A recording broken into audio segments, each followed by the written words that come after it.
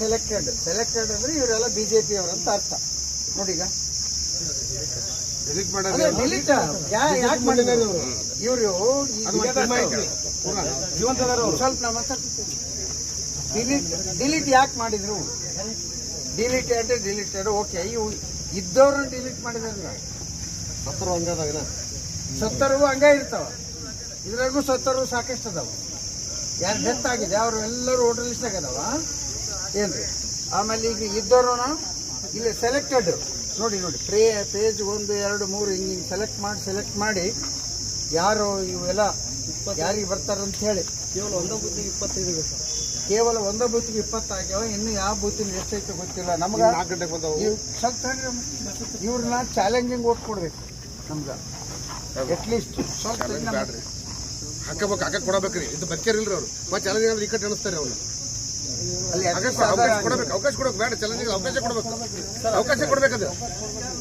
ಮತ್ತದು ಈ ಕಡೆ ಆಗತ್ತೆ ಲಾಸ್ಟ್ ತೆನಿಕೆ ಅದು ನಮ್ಗೆ ಸಂಬಂಧ ಪಡಂಗಿಲ್ಲ. ಅದು ನಮ್ಗೆ ಹಾಕಕ್ಕೆ ಅವಕಾಶ ಕೊಡ್ಬೇಕು. ಅದರಲ್ಲ ಅವ್ರು ಸ್ವಲ್ಪ ಹಿಂದಕ್ಕೆ ಬರ್ರಿ, ಹಿಂದಕ್ಕೆ ಬರ್ರಿ, ಈ ಕಡೆ ಬರ್ರಿ. ನಿಮ್ದು ಇನ್ನೂ ಮುಂದೆ ಬರ್ರಿ. 3 ಓಟ್ ಇನ್ನೂ ಭಾಳ ಎಲ್ಲೋ ಡಿಲೀಟ್ ಮಾಡ್ಬಿಡ್ರಿ ಸರ್. ರಾಮದುರ್ಗ ಅವ್ರು ಅದಾರ, ನೀವು ನೋಡಿ ಅವ್ರ ಹೆಣ್ಮಕ್ಳದಿಲ್ಲ, ಅವ್ರ ಮಗಳದಿಲ್ಲ, ಅವ್ರು ಹೇಳ್ತಿದ್ದಿಲ್ಲ, ಅವ್ರ ಮಗಳದಿಲ್ಲ. ಮತ್ತೆ ಸರ್ ಇವನು ಚೆಕ್ ಮಾಡಿದ್ವಿ ಡಿಲೀಟ್ ಆಗಿ ಜೈಲಲ್ಲಿ ಹೋಗ್ಯವನಂತ ನೋಡಿದ್ವಿ. ಇಲ್ಲ ಇಲ್ಲಿ ಹೋಗಿಲ್ಲ, ಅವು ಡಿಲೀಟ್ ಆಗ್ಯಾವ ಸರ್. ಮತ್ತೆ ನಾವೇನು ಹಂಗೇನು ಕನ್ಫ್ಯೂಸ್ ಆಗಿತ್ತು ಅದು ಪರೀಕ್ಷೆ ಮಾಡಿದ್ವಿ. ಎಲ್ಲಿ ಯಾಕೆ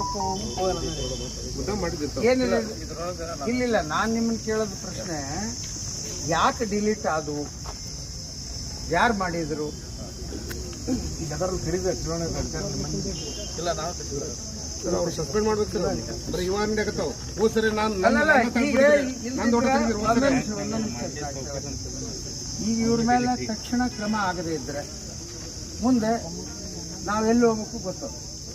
ನಾವು ಎಲೆಕ್ಷನ್ ಕಮಿಷನ್ ಕಂಪ್ಲೇಂಟ್ ಮಾಡ್ತೀವಿ. ನಾವು ನಿಮ್ಮೆಲ್ಲರಿಗೂ ಕಂಪ್ಲೇಂಟ್ ಮಾಡಿದ್ರು ಸಹಿತ ನೀವೇನೇ ಆ್ಯಕ್ಷನ್ ತೊಗೊಂಡಿಲ್ಲ ಅಂತ ಎಲೆಕ್ಷನ್ ಕಮಿಷನ್ಗೆ ಕಂಪ್ಲೇಂಟ್ ಮಾಡ್ಬೇಕಾಗತ್ತೆ. ಮತ್ತು ನೀವೇನು ತಕ್ಷಣ ಕ್ರಮ ತಗೋಬೇಕು. ಯಾಕೆ ಡಿಲೀಟ್ ಆದು, ಯಾರು ಮಾಡಿದ್ರು ಟೈಮ್ ಇಲ್ಲ. ಆಮೇಲೆ ಇವ್ರಿಗೆ ವೋಟಿಂಗಿಗೆ ಅವಕಾಶ ಕೊಡ್ಬೇಕು. ಇದ್ದವ್ರು ಒಂದೇ ಕಡೆ ಅದಾರ, ಅದೇ ಬೂತ್ನಲ್ಲಿ ಇದ್ದಾರೆ. ಏನು ಬೇರೆ ಕಡೆ ಹೋಗ್ಯಾರ? ಇಲ್ಲ, ಅಲ್ಲೇ ಇದ್ದಾರೆ. ಒಂದು ಮನೆಯಲ್ಲಿ ಯಾರು ಮಾತಾಡ್ಬೇಡ್ರಪ್ಪ. ತಂದೆದಿದೆ, ಹೆಂಡ್ತಿದಿಲ್ಲ, ಮಕ್ಕಳದಿಲ್ಲ, ಸೊಸೆದಿಲ್ಲ ಅಂದ್ರೆ ಹೆಂಗ? ಇದು ಮನೆಯಲ್ಲಿ ಕೊಡು. ಸ್ವಲ್ಪ ವೈಡ್ ಆಗಿ ಒಂದು ಇಲ್ಲಿ ತಗೋ, ರಿಸೀವ್ಡ್ ತಗೊಂಡು ಇನ್ನೊಂದು ಸರ್ಟಿಫಿಕೇಟ್ ಮಾಡಿ ರೆಡಿ ಮಾಡಿ ಓಟ್ ಹಾಕಕ್ಕೆ ಫೋಕಸ್ ಮಾಡಿ ಕೊಡಲೇಬೇಕು.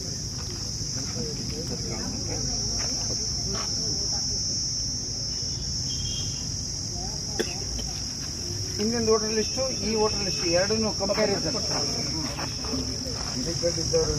ಮಹತ್ವ ಇರ್ಬೋದು.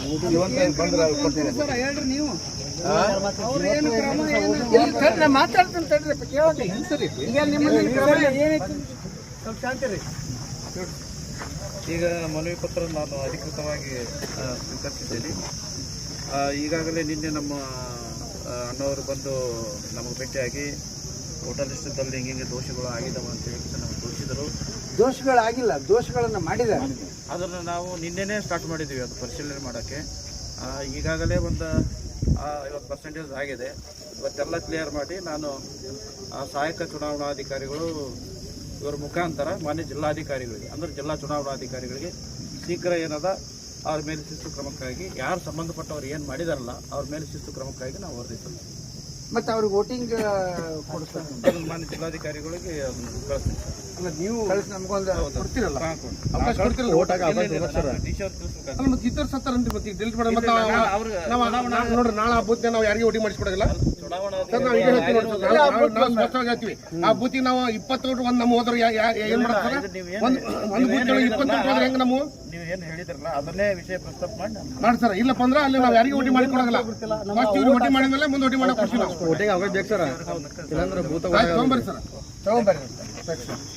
ಧನ್ಯವಾದಗಳು.